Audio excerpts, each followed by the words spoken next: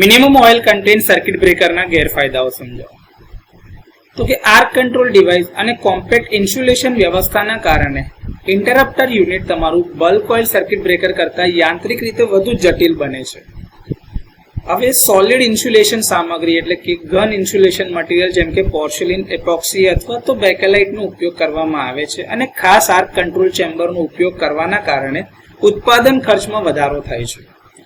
ઓઇલનું પ્રમાણ ઓછું હોવાથી ગરમીનું વિસર્જન એટલે કે જે હીટ રિલીફ થવી જોઈએ તમારું એ મર્યાદિત છે. જે મેન્ટેનન્સની જરૂર પડે તે પહેલા જે ઓપરેશન થઈ શકતા હોય એની સંખ્યાને મર્યાદિત કરી શકે છે. આમાં આર્ક એક મર્યાદિત ચેમ્બરમાં થાય છે, તેથી વિઘટિત થયેલ ઓઇલની વરાળ અને કાર્બનના જે કણો ઉત્પન્ન થાય છે એ ઝડપથી ઓઇલને પ્રદૂષિત કરે છે, જે એની ડાયલેક્ટ્રિક સ્ટ્રેન્થને અસર કરે છે, જેના કારણે એના ઓપરેશન પર અસર થાય છે.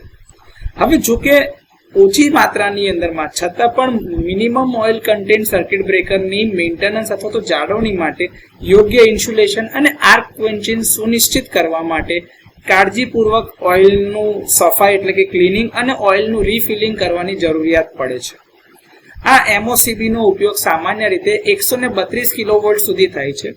વધુ વોલ્ટેજ માટે વધુ સારા ઇન્સ્યુલેશન અને કોમ્પેક્ટનેસના કારણે કાં તો SF6 પ્રકારનું સર્કિટ બ્રેકર કાં તો વેક્યુમ પ્રકારના સર્કિટ બ્રેકર્સ વધારે પસંદ કરવામાં આવે છે.